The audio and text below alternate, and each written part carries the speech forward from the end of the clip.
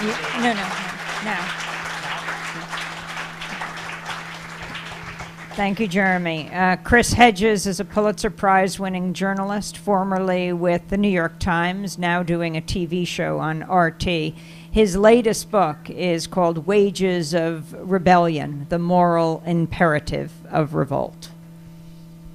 Bueno, para empezar, quiero decir gracias, señor embajador y al pueblo de Ecuador en esta lucha con nosotros para la libertad y la democracia. Muchas gracias.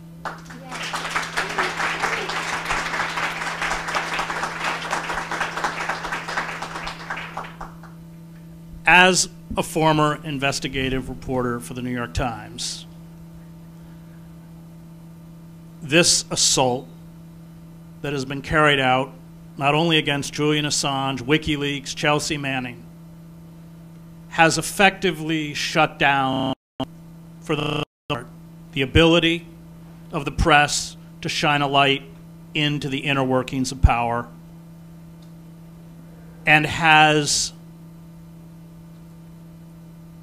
essentially removed one of the most important mechanisms by which not only the public can be informed, but the government can be held accountable. And at this point, I think we have to acknowledge that we no longer live in a functioning democratic system. We live in what the political philosopher Sheldon Wolin correctly calls inverted totalitarianism. And if you have not read Democracy Incorporated, read it. Our greatest living political philosopher, who died about a year ago, totally blacklisted in the 1990s when he called out the lie of neoliberalism for what it was. And he defines inverted totalitarianism as not classical totalitarianism. It doesn't define itself by a demagogue or a charismatic leader, but through the anonymity of the corporate state, so that you, like the end of the Roman Republic, have a system that purports to pay fealty to the Constitution, electoral politics, the iconography and language of American patriotism, and yet internally has seized all of the levers of power to render the citizen competent. And that's where we are.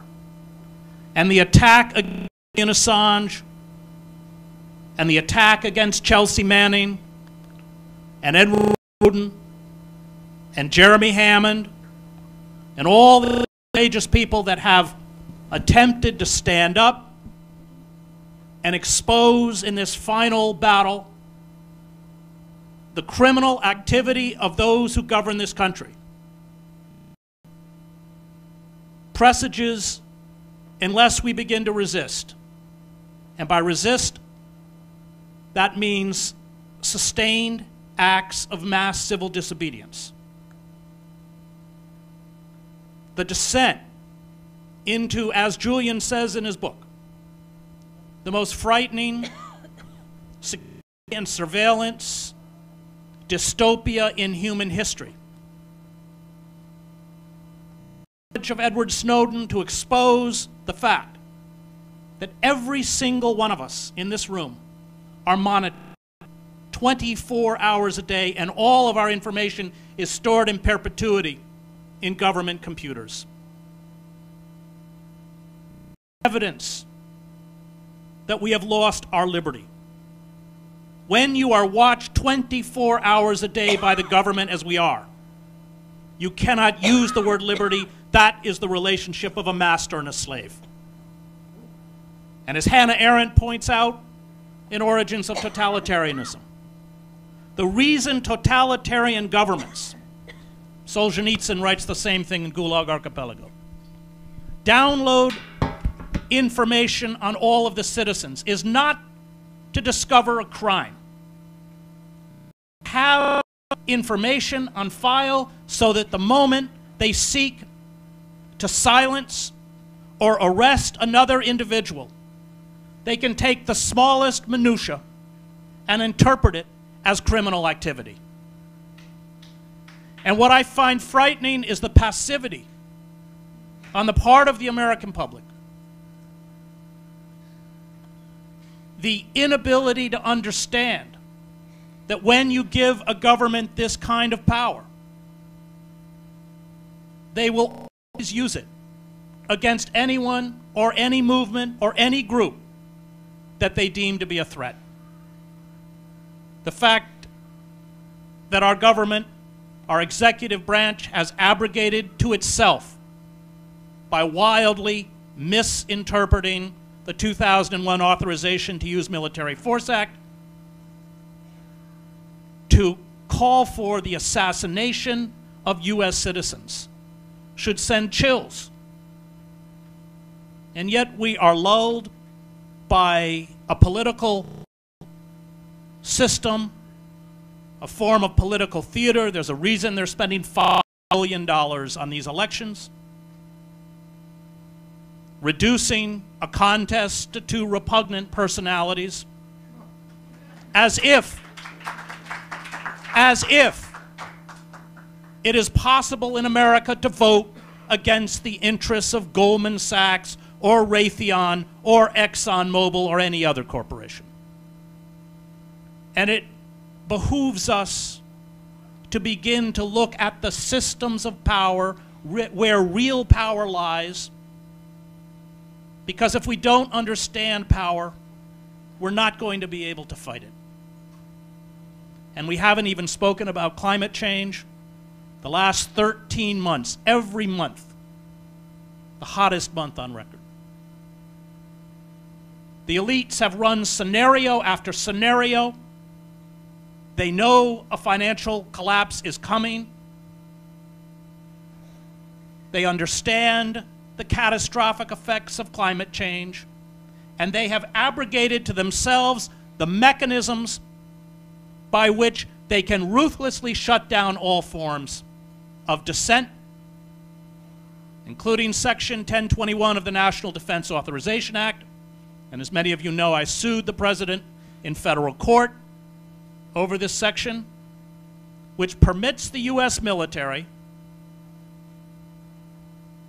to seize a U.S. citizen who is deemed to be a terrorist or allied with a terrorist, associated forces, whatever that is in the word of the language, strip them of due process, and hold them indefinitely in military facilities, including in our Black Shore offsites. We won in the Federal District Court of New York. Judge Catherine B. Forrest, the Obama administration, immediately appealed the day that she issued her ruling.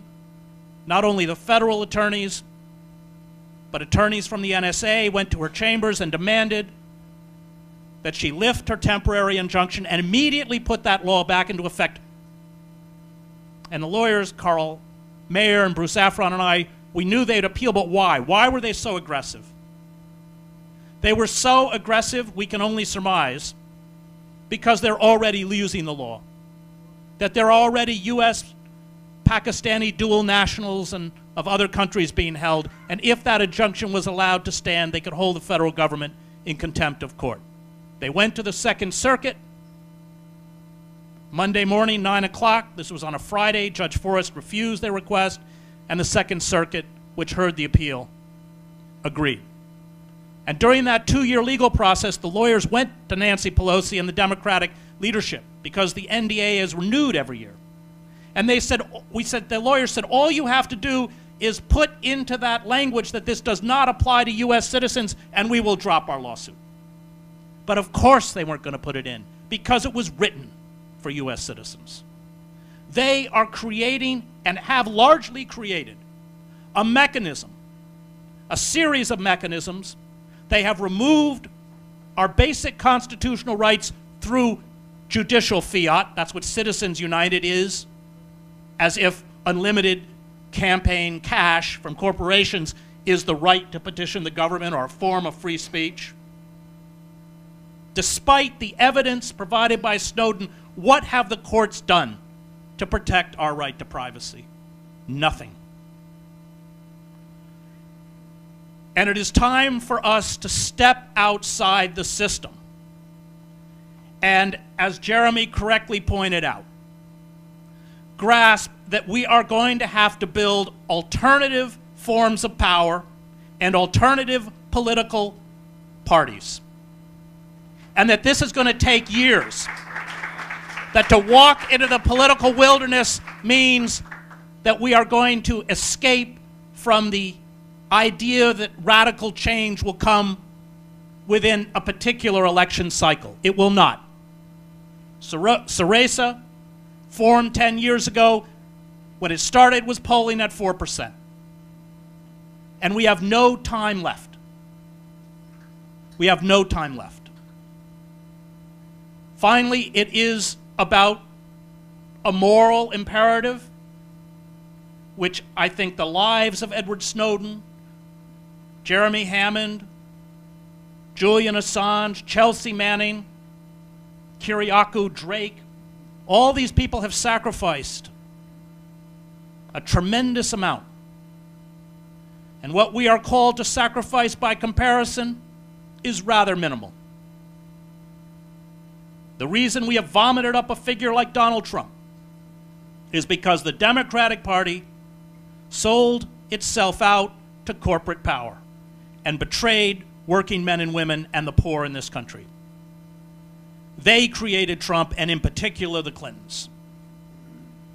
The explosion of mass incarceration, the 1994 Omnibus Crime Bill, NAFTA, the greatest betrayal of the working class in this country since the Taft-Hartley Act of 1948, the deregulation of the FCC, the destruction of Glass-Steagall, the destruction of our welfare system, and under the old welfare system, 70% of the recipients were children. And I think, as Jeremy amply illustrated with this particular sit-down in the House, is an example of the deep cynicism and duplicity of the Democratic Party. And so we are going to have to walk into that political wilderness. We are going to have to accept the ridicule which will come largely from the liberal class, the liberal establishment.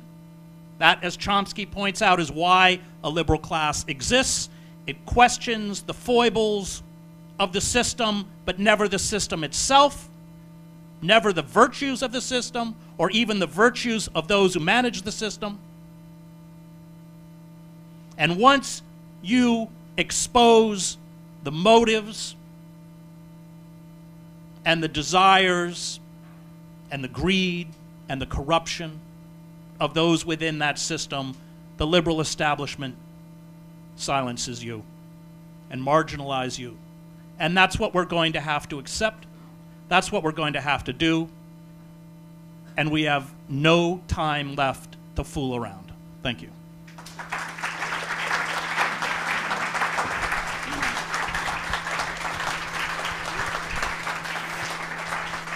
Thank you, Chris.